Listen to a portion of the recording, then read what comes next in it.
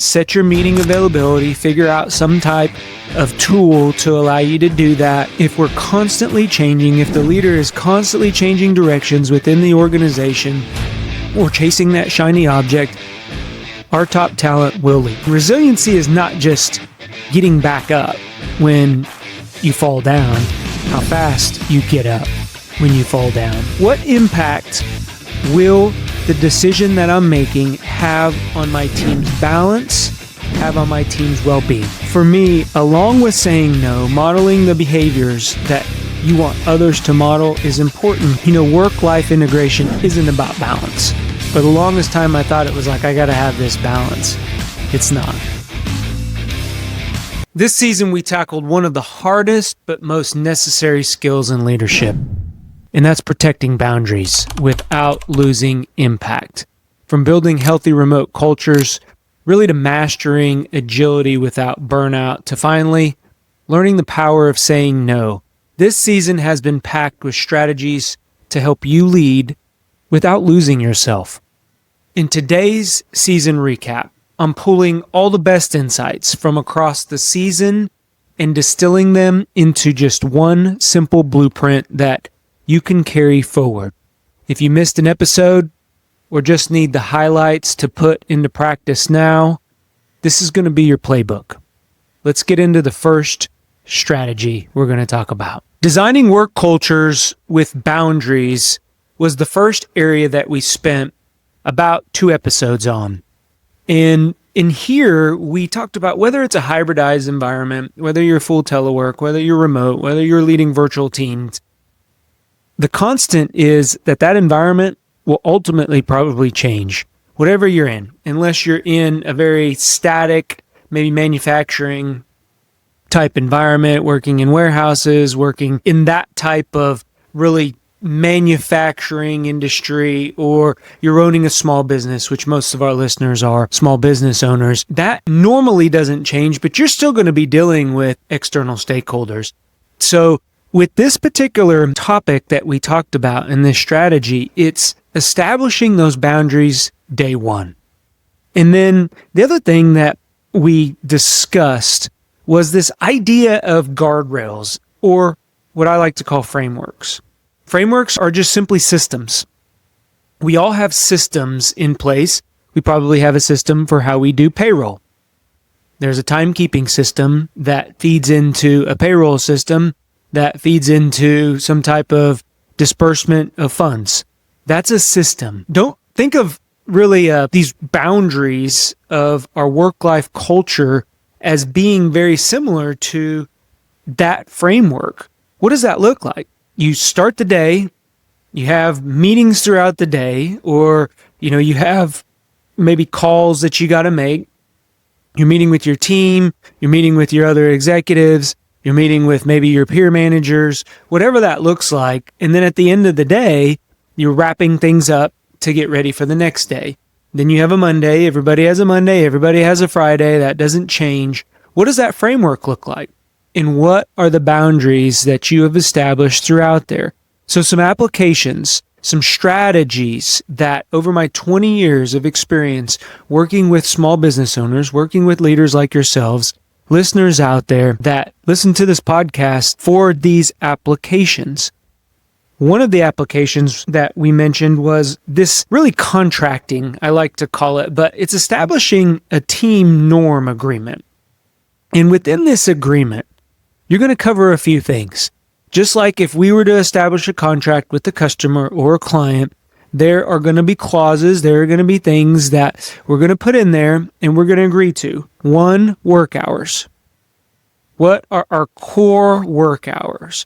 Now again, as leaders, I always encourage you, shift from an outcome-based model to a performance-based model. Especially if you're running over multiple time zones. You got players, team members, employees in 2 to 3 different time zones, or maybe even a global environment. What are your core work hours? Within those core work hours, that's when normally meetings are going to occur, normally communication. You're going to have a lower response time, a higher response rate during those core business hours. Other things within this team agreement, I love to add in what's the expectation for response times, maybe outside of those core hours.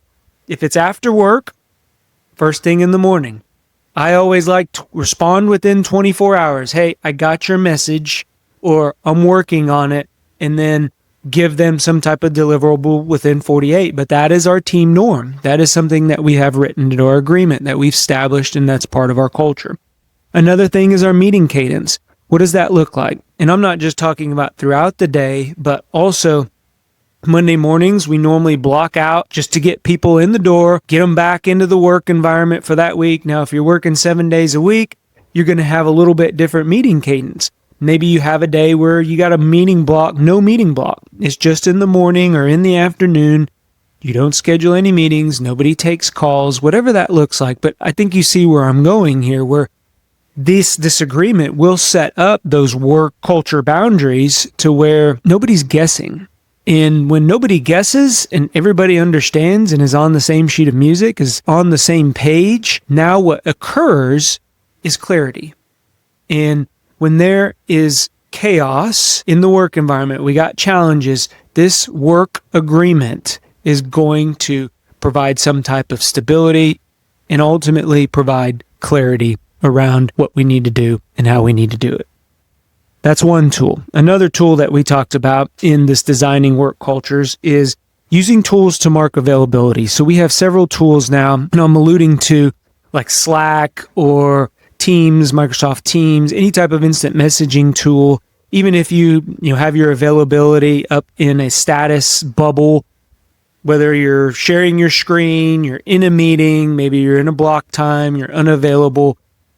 There's technology now that allow us to work in a hybridized environment to where I'm not picking up the phone and just ringing somebody when they're in the middle of a meeting, or especially if it's a digital call on a Teams call. Now your screen's popping up, the little notification, they're in a meeting, they may be sharing their screen, but you see where I'm going with the fact that set your meeting availability, figure out some type of tool to allow you to do that. Even, the old school method was you're in a meeting. If you had your office door closed, you switched the sign to available to in a meeting. Maybe you had your office door closed because you were doing some work.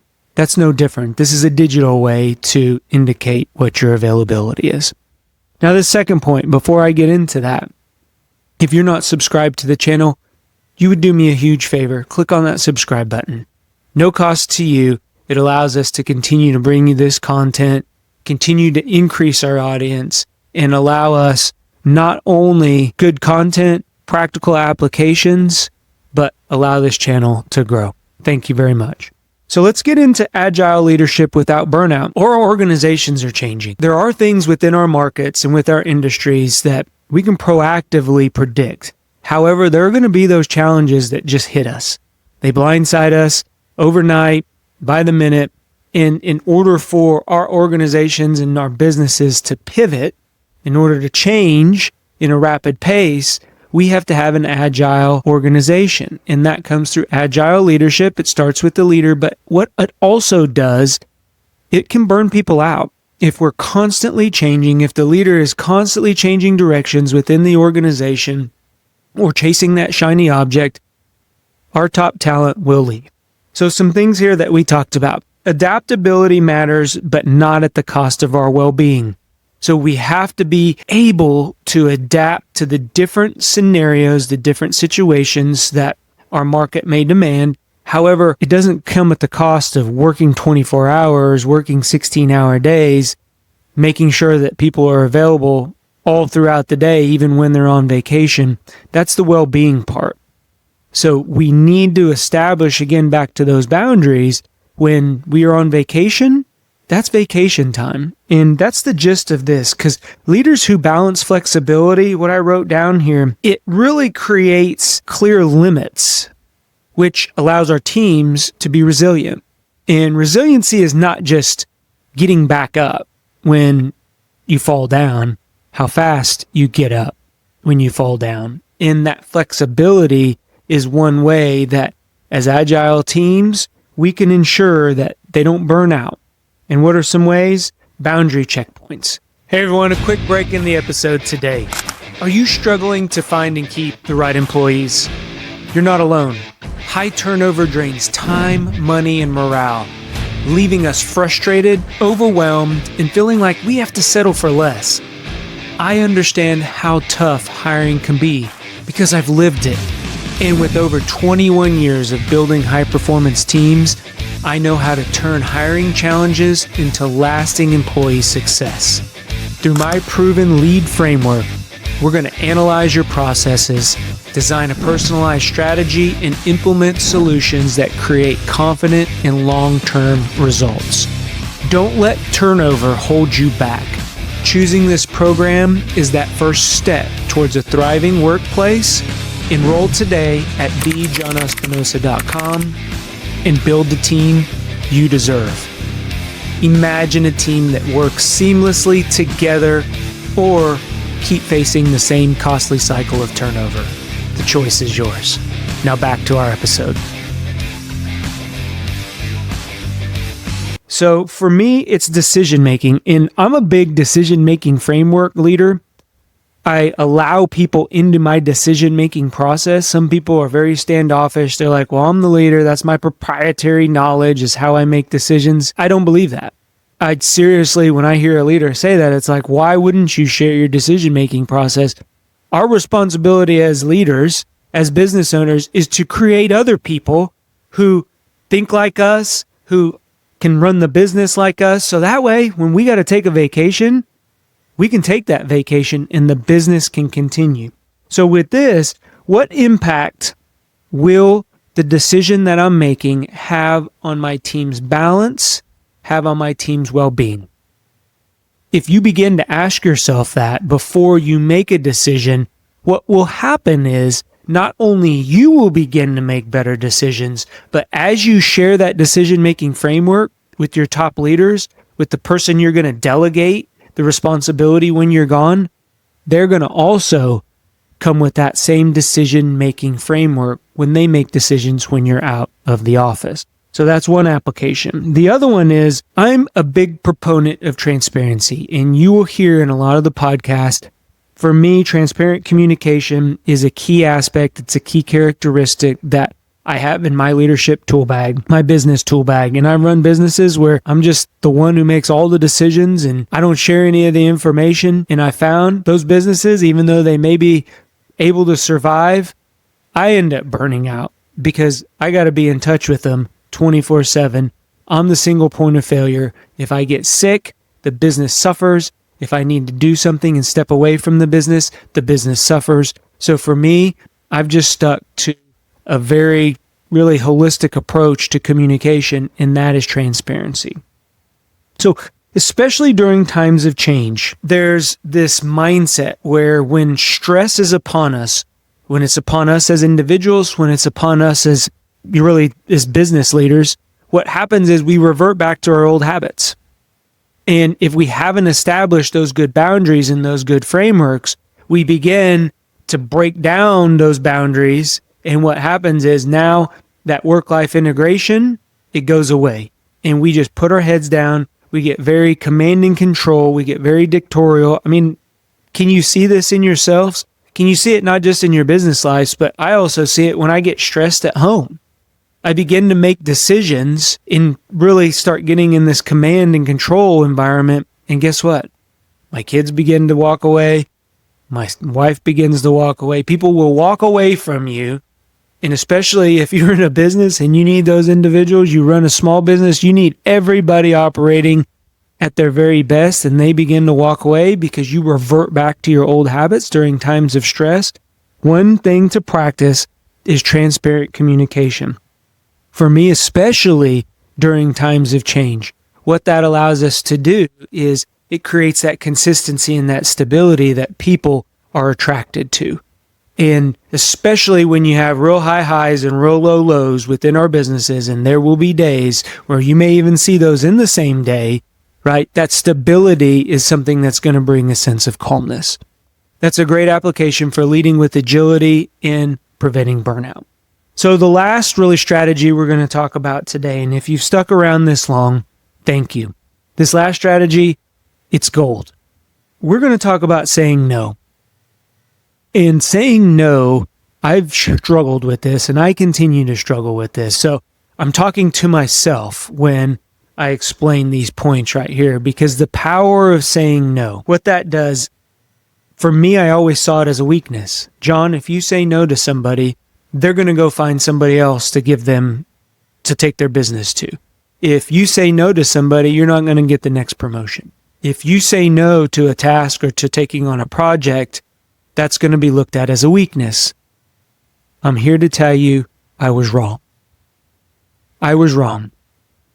When we make no the default, what that allows us to do as leaders is to get more information, is to get and gain understanding about what the true ask is. Because sometimes when we get asked for services, for products, for our time, the people who are asking for those things have no idea what they need. They're just asking for help. And by us saying no, allowing ourselves, I should say, to say no, it opens the door to understanding. And when I begin to think about no as opening the door to understanding, it changed my mindset around no. The other thing here, we have to walk the talk. If we create boundaries and then we break those boundaries ourselves by sending emails after hours, by holding meetings during no meeting blocks, your employees, your team is going to do the same. So for me, along with saying no, modeling the behaviors that you want others to model is important here. So that's really the second point, is we set the tone. We set the tone through taking vacations, healthy time off. And when we're off, we're off. Delegation, decision making, like those things are important for us as leaders and as business owners to delegate to somebody. And here's the thing that you have to realize. They are not going to do it as well as you're going to do it. Because why? They haven't been in the trenches and they haven't owned the business as long as you have. Now, those employees that have been with you from the very start, you're lucky. You're going to have an individual that you can trust. But for some of us, as we've hired new people have taken, or other people have taken opportunities within our organizations, that's going to be a tall ask for us. And they're not going to do it the way that we probably would have done it, but that's okay. The analogy that I use is, are we building a piano? Because if we're not building a piano, then 70% is good enough. And that was hard for me to realize. So what are some applications here, John? Well, a couple that I have written down is, one, where are you overcommitted? Evaluate your schedule. And I love to do this. Bring out just a good old-fashioned planner, schedule, look at your calendar. Where are you overcommitting yourself? And I'm talking about everywhere, not just within your work life, but also your personal life. Have you taken on a Rotary Club president? Have you taken on that Boy Scout lead? Have you taken on another board position? Have you taken on coaching maybe one of your kiddos' sports teams? Whatever that looks like where are you overcommitted? Identify that, and then your challenge this week is that one thing, just one thing, take it off your plate. Dwindle it down to where it is going away. We pack our schedules full. We max things out at 100%. And when things change, when a challenge comes, when crisis hits, now we're maxed out. Now we're operating at 110%. Now guess what normally gets cut? Sleep, personal development, working out, eating right. And guess what comes? Stress, burnout. We're spreading ourselves thin so nobody's getting the best version of ourselves. So commit to me to identify where you're overcommitted and then release. Get rid of it, dwindle it down to where it's non-existent. And then the next application is really block real vacation time. I'm not talking about where you take your phone with you and you're still connected to the office or you're still talking to somebody in the office. Block real vacation time. Walk away. You may have to keep your phone just in case of emergencies, but leave it in the room Don't bring it with you out to the pool. Don't bring it with you out on the boat when you're going fishing. Don't bring it with you on the slopes or along when you're hiking backpack. Leave it alone. Things will be okay. The world is not going to stop because you think that you're the most important thing. I thought I was the most important part of our businesses and our teams, and I found out that's not the truth. I was telling myself that, but in the end, what I was doing, I was the single point of failure. I was hurting my business more than I was helping my business by staying connected to my business 24/7.